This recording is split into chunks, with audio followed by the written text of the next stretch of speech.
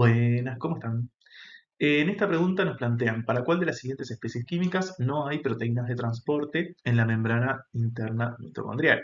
Y las opciones son dióxido de carbono, piruvato, ADP y fosfato. Si se fijan, todas estas moléculas tienen en común que participan en algún proceso que ocurre en la matriz mitocondrial. Por ejemplo, el dióxido de carbono sabemos que se genera durante la descarboxilación del piruvato y durante el ciclo del ácido cítrico. Tenemos también el piruvato, que justamente participa de su descarboxilación, que ocurre en la matriz mitocondrial.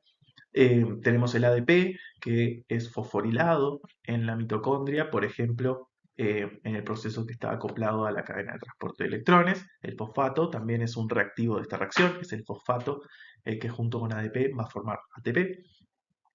Y entonces lo que tienen en común estas moléculas es que de alguna manera tienen que ser transportadas hacia el interior de la matriz mitocondrial o hacia el exterior, ¿no? Por ejemplo, el dióxido de carbono queremos que se va a generar en distintos procesos de la matriz mitocondrial, nosotros queremos descartarlo, queremos excretarlo de la célula de alguna manera, y eso implica que primero lo tenemos que sacar de la matriz mitocondrial.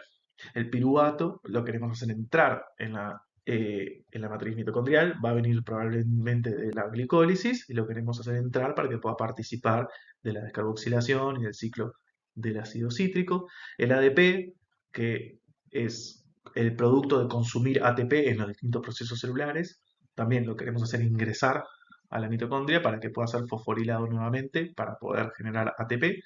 Y el fosfato lo mismo, se va a generar como producto secundario de consumir ATP y queremos regenerar ese ATP, así que el fosfato debería entrar de alguna manera a la mitocondria.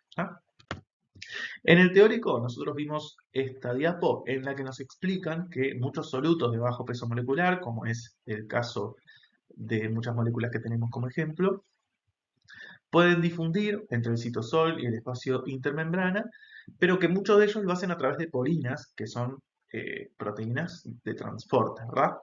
¿Por qué? Bueno, porque sabemos que muchos distintos sustratos o solutos de bajo peso molecular no pueden ingresar o no pueden atravesar libremente membranas, y recordemos que la matriz mitocondrial eh, está envuelta por dos membranas, una membrana mitocondrial interna y una membrana mitocondrial externa. Entonces, bueno, lo que nos dice acá es que muchas requieren proteínas transportadoras, pero la pregunta nos plantea que al menos una, en realidad una de esas opciones, dióxido de carbono, piruvato, ADP y fosfato, una de ellas tiene que poder entrar sin requerir proteínas de transporte. Entonces, si tuviéramos que pensar cuál de ellas es más probable que no precise proteínas de transporte, nos conviene ir unos teóricos atrás y repasar un poco cómo son los distintos solutos que vamos a encontrar en la célula respecto a su capacidad de atravesar bicapas lipídicas o membranas.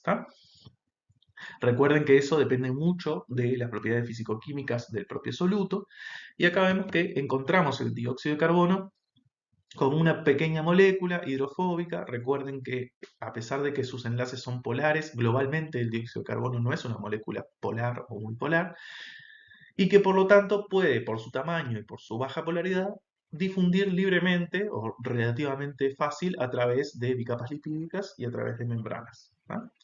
Como ejemplos tenemos por el ATP, que es muy similar al ADP en cuanto a sus propiedades físico-químicas, y vemos que este tipo de nucleótidos no puede atravesar las membranas libremente.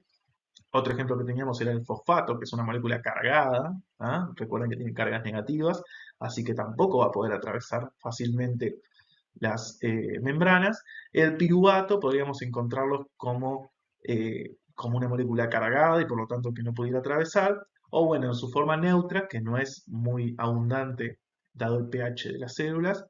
Tal vez algo podría difundir libremente, pero la gran mayoría quedaría retenido. Así que de las cuatro opciones que teníamos en la pregunta, el que es más probable que pueda atravesar libremente las membranas es el dióxido de carbono.